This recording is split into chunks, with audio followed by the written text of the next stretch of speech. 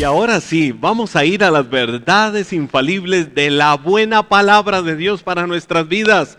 Ahí donde estás, recíbelo con buen ánimo, abre tus labios y dilo: hay algo bueno de Dios para mi vida hoy. Por medio de la palabra, Él me va a hablar, me va a animar, me va a edificar, porque yo soy lo que la palabra de Dios dice que yo soy. Yo puedo hacer lo que la palabra de Dios dice que puedo hacer, y tengo lo que la palabra de Dios dice que tengo. Esas expresiones deben de estar permanentemente en tus labios.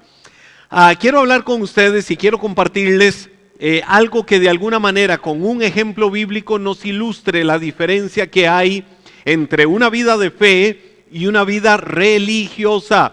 Podemos llamarle a esto fe versus religiosidad, o una vida cristiana versus una vida de rituales o de liturgias, en fin. ¿Y por qué les digo esto? Porque precisamente cuando yo veo en la palabra a Jesús, me encuentro que el menos religioso que podía haber en el camino de la vida, de la historia, era Jesús. Jesús no estaba sujeto o limitado o encuadrado en estructuras religiosas. A Jesús no le interesaba que la gente practicara algunos rituales, que la gente tuviera algunas prácticas. A Jesús lo que le interesaba era una relación de corazón, una relación personal con cada persona. Y resulta con cada hombre, con cada uno de nosotros. Y ese es el anhelo del corazón de Dios. Que más que prácticas, más que obras con las que creamos ganarnos su favor, nosotros podamos tener esa relación personal con Él. En el Evangelio de Marcos, en el capítulo 2, los versos del 18 al 22, te voy a leer lo que la Biblia dice. La palabra nos cuenta algo de una vivencia de Jesús en algún momento. Cierta vez que los discípulos de Juan y los fariseos ayunaban. Algunas personas se acercaron a Jesús y le preguntaron: ¿por qué tus discípulos no ayunan como lo hacen los discípulos de Juan y los fariseos? Jesús les contestó: ¿acaso los invitados de una boda ayunan mientras festejan con el novio? Por supuesto que no. No pueden ayunar mientras el novio está con ellos, pero un día el novio será llevado y entonces sí ayunarán. Además, ¿a quién se le ocurriría remendar una prenda vieja con tela nueva? Pues el remiendo nuevo encogería y se desprendería de la tela vieja, lo cual dejaría una rotura aún mayor que la anterior. Y nadie pone vino nuevo sobre cueros u odres, que puede ser la otra forma de decirlo, viejos, pues el vino reventaría los cueros, y tanto el vino como los cueros se echarían a perder. El vino nuevo necesita cueros nuevos. Ese es el pasaje que quiero tomar como fundamento para hablarte de esta verdad, de lo que Jesús vivió en ese momento. Ya vimos en el contexto. Vienen y le preguntan a Jesús, la gente, porque los discípulos de Juan el Bautista y los fariseos estaban ayunando, y le decían a Jesús: ¿y por qué tus discípulos no ayunan? Jesús les dio una respuesta práctica, dinámica, ágil, sencilla, porque cuando se está en medio de la fiesta, los invitados a una boda, por ejemplo, no van a estar ayunando mientras están festejando con los novios o con el novio en aquel momento. Ahora, ¿qué quiso decir Jesús con esto y con todo lo que habló posterior de que los odres nuevos no pueden ser puestos con los viejos, que no pueden hacerse remiendos, que para el buen vino nuevo, fresco, se necesita odres nuevos y no aquellos viejos que los remiendos más bien pueden romper peor a los odres? Te voy a decir algo: existe una gran diferencia entre lo que es una vida de religiosidad y vivir por la fe. Cuando yo uso el término vivir por la fe, me estoy refiriendo a una relación personal con Cristo, a tenerlo a Él como Señor y Salvador de nuestra vida. La vida de los primeros, es decir, del religioso, gravita con base a rituales, con base a un montón de prácticas con las cuales el hombre, el ser humano, quiere ganarse el favor de Dios. Mientras que el segundo, es decir, la persona de fe, tiene su mirada puesta en Cristo y quieren que todo cuanto hagan le honre y glorifique el nombre del Señor. Es decir, no se trata de prácticas o rituales externos, sino algo propiamente del corazón. Por ese motivo es que precisamente es imperativo que cada uno de nosotros analicemos la vivencia, la forma que nosotros tenemos de vivir el cristianismo. Como inspirado en la enseñanza de Jesús, como inspirado en la enseñanza neotestamentaria, el fundamento doctrinal de la iglesia, nosotros estamos viviendo, o quizás no estamos viviendo, nuestra relación con Dios. Por ejemplo, el creyente, cada uno de nosotros, estamos llamados a dos cosas: a permanecer en y con Cristo. Permanecemos en Cristo y permanecemos con Cristo. La vida cristiana no puede limitarse el decir soy cristiano, pero el decir soy cristiano porque he nacido de nuevo, porque tengo a Cristo como Señor y Salvador de mi vida, no puede limitarse a rituales, no puede limitarse tampoco a prácticas con las que quizás podamos creer que nos estamos ganando el favor de Dios, con las que podamos creer que Dios nos va a ver. Porque sería como vivir una vida hueca, una vida vacía, rituales y prácticas y acciones externas. Pero ¿cómo estará el corazón? Y era lo que Jesús le decía a los fariseos. ¿Sabe qué le decía Jesús a los fariseos? Ustedes son sepulcros blanqueados, porque por fuera están muy blancos, pero por dentro literalmente están podridos. Así le decía Jesús a los fariseos. Entonces, aquí es donde vienen una serie de aspectos importantes.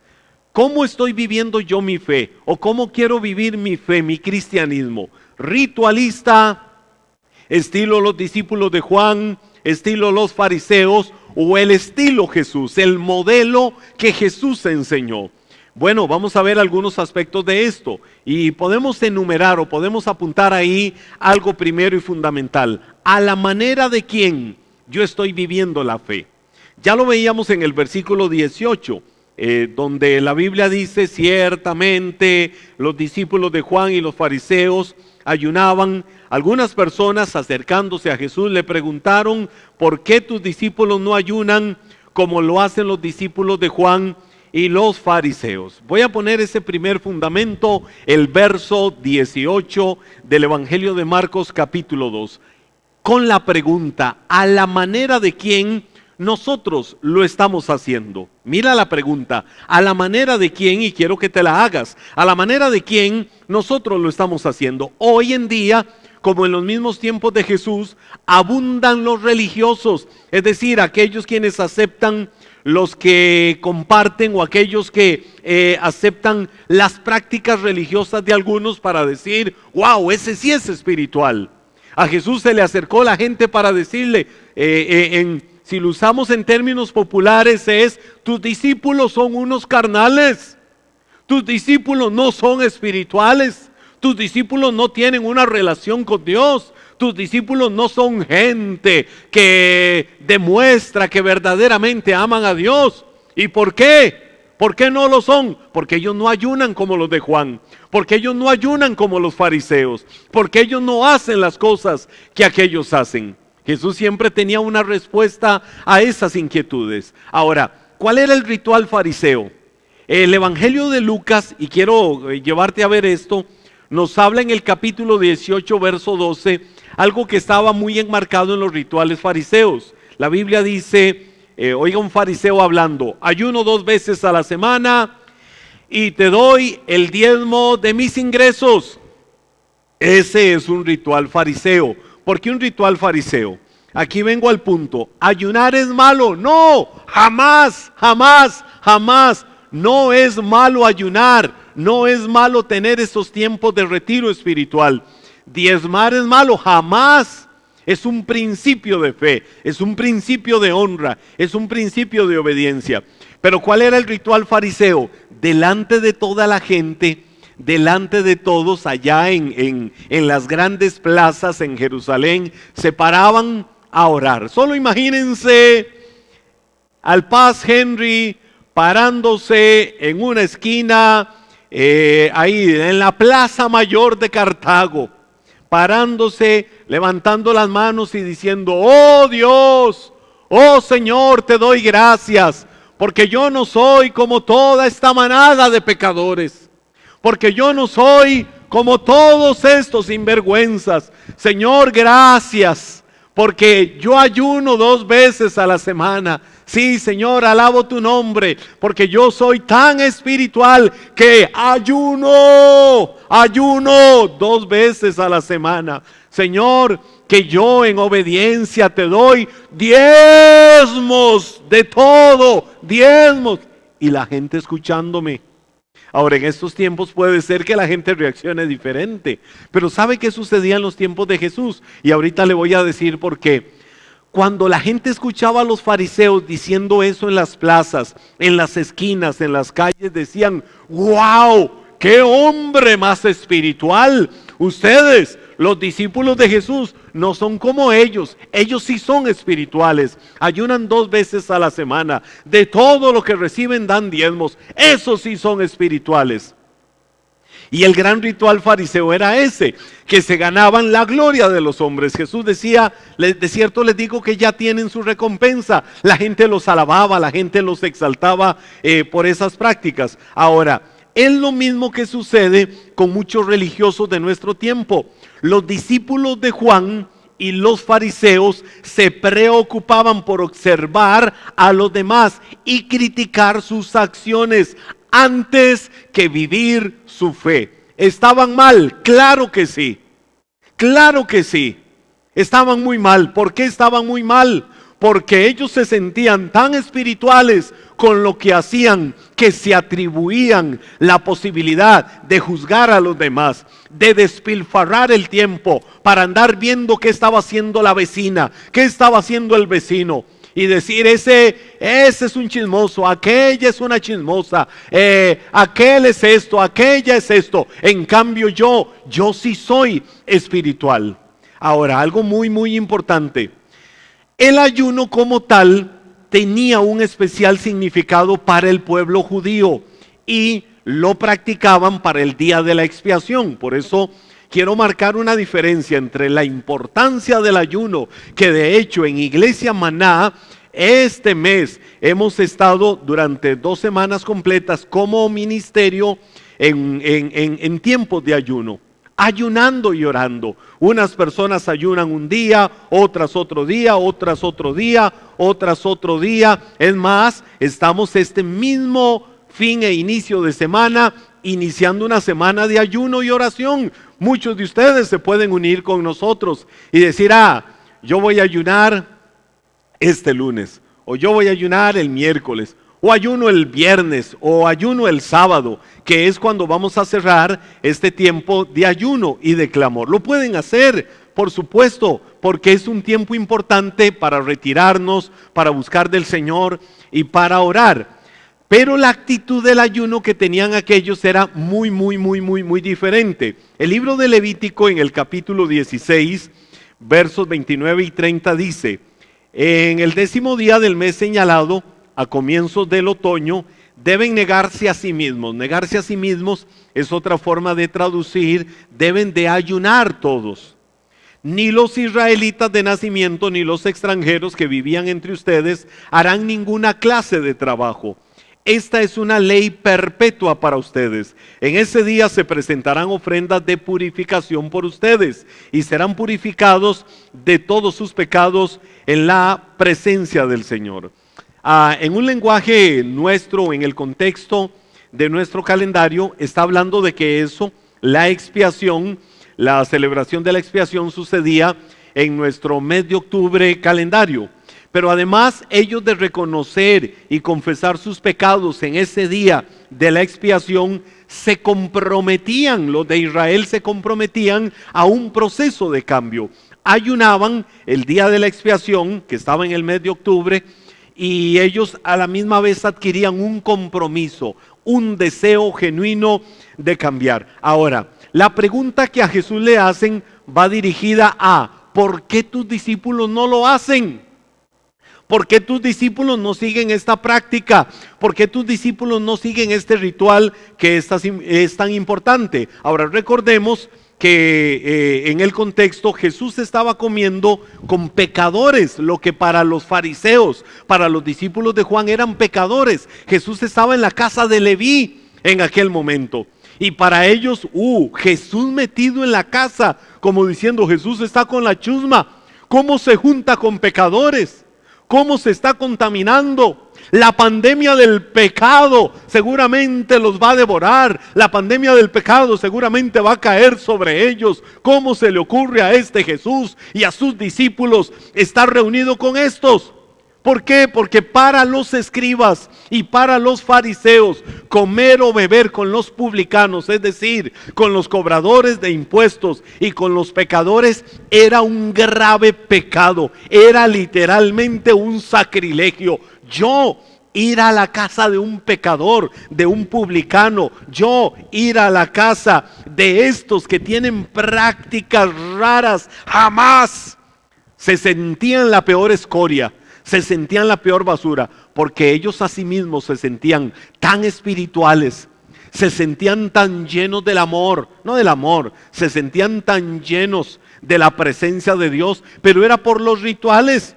Esto se debía precisamente a la religión que ellos tenían, que eran prácticas externas en lugar de realidades internas. Hoy la relación que nosotros podamos tener con Cristo Jesús no está basada, no está fundamentada en prácticas externas, sino más bien en una relación personal, en algo del corazón. Jesús mismo decía, porque no es lo que entra lo que contamina al hombre, es lo que sale del hombre lo que lo contamina. Es decir, de la abundancia del corazón habla la boca. Jesús decía, porque del corazón salen los homicidios, las borracheras, las fornicaciones, cualquier forma de mal sale del corazón. Entonces, es del corazón de donde el hombre bueno saca lo bueno y el hombre malo saca lo malo. Pero estos decían que con los rituales externos estaban agradando a Dios, se consideraban literalmente. Oiga, literalmente lo que sucedía es que los discípulos de Juan y los fariseos se consideraban tan espirituales que ellos eran los que tenían las mejores prácticas que agradaban y exaltaban a Dios. Ahora, si hay algo que resulta aborrecible a Dios, si hay algo que Dios rechaza, si hay algo que Dios aborrece, es precisamente el orgullo espiritual, la arrogancia espiritual, la altivez espiritual y la actitud de yo soy más santo que vos, yo soy más santo que todos los demás. A mí Dios sí me escucha, a los demás no los escucha porque yo soy tan espiritual. No. ¿Saben por qué yo hoy estoy aquí? ¿Saben por qué estoy en pie? ¿Saben por qué le sirvo a Dios? ¿Sabes por qué hoy estás en pie? ¿Sabes por qué hoy caminas? Por gracia, por la misericordia de Dios, por el favor de Dios.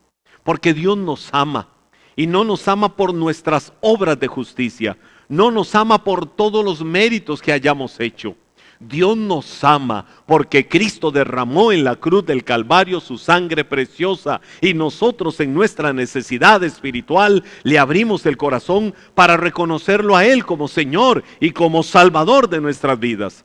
El profeta Isaías dice en el capítulo 65, verso 5 de su libro: sin embargo, se dicen unos a otros, no te acerques demasiado, porque me contaminarás. Yo soy más santo que tú. Oiga lo que el Señor dijo a esto. Este pueblo es un hedor, como decir nauseabundo, como decir putrefacto para mi nariz, un olor irritante que nunca desaparece. Oiga lo que el Señor estaba diciendo.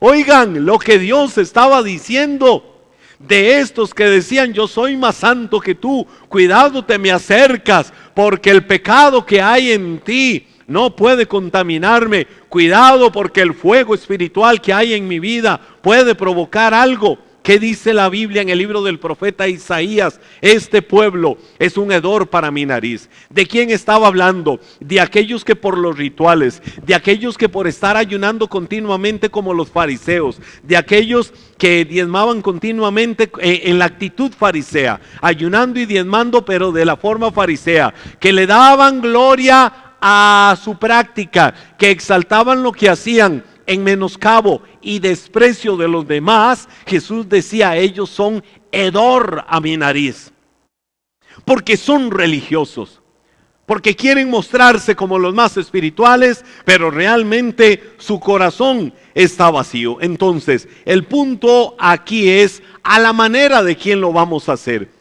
Vamos a ayunar, vamos a diezmar, vamos a servir a Dios, vamos a ayudar a la gente, vamos a tener un buen corazón, vamos a ser misericordiosos, pero vamos a hacer las cosas al estilo fariseo, al estilo los discípulos de Juan o al estilo los discípulos de Jesús. Cuando yo veo en la Biblia, en el mismo pasaje, los versos 19 y 20, me hacen ver algo. Permanecer en el Señor cambia nuestra perspectiva de cómo vivir la fe. Sí, permanecer en el Señor nos va a cambiar la perspectiva de cómo vivir la fe. Porque la palabra dice en los versículos 19 y 20, Jesús les contestó: ¿acaso los invitados de una boda ayunan mientras festejan con el novio? Por supuesto que no. No pueden ayunar mientras el novio está con ellos, pero un día el novio será llevado y entonces, ¿qué dice la Biblia? Sí ayunarán. Entonces, el Señor dejó claro algo importante, que es que estar en su presencia es motivo de gozo, es motivo de celebración, no es de ninguna manera motivo de tristeza. Alguien va a una boda, te invitaron a un matrimonio, el matrimonio de tu mejor amigo, el matrimonio de tu mejor amiga, el matrimonio de alguien especial que amas. No vas a llegar al matrimonio: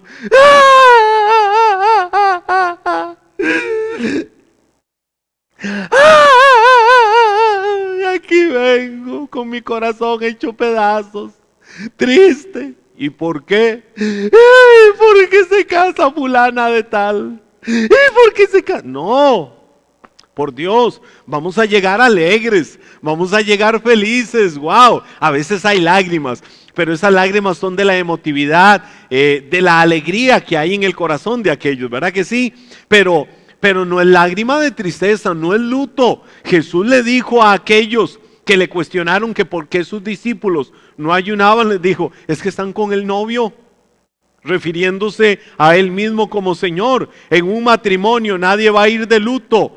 Cuando están en gozo, cuando están en alegría, cuando están celebrando con el novio la fiesta de su matrimonio. Hoy Jesús pues viene y dice exactamente lo mismo, y es la verdad que tenemos que tener en nuestro corazón. No puedes vivir rituales religiosos para querer agradar a Dios. Todos los días es una oportunidad para alegrarte, todos los días es una oportunidad para celebrar. ¿Para celebrar qué? Que Jesús está vivo, que Jesús es el Señor, que Él salva, que Él perdona, que Él hace milagros, que Él hace maravillas. Es una oportunidad para despertarnos a cosas mayores y a cosas mejores.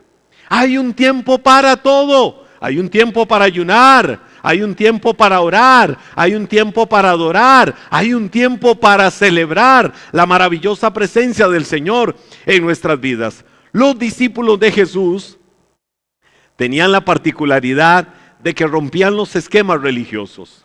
Y a mí me gusta eso, romper esquemas religiosos. ¿Cuál era su meta?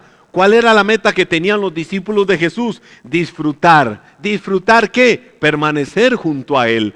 ¿Cuál fue su promesa? Yo estaré con ustedes todos los días hasta el fin. Su presencia es real en tu vida. Disfruta su presencia.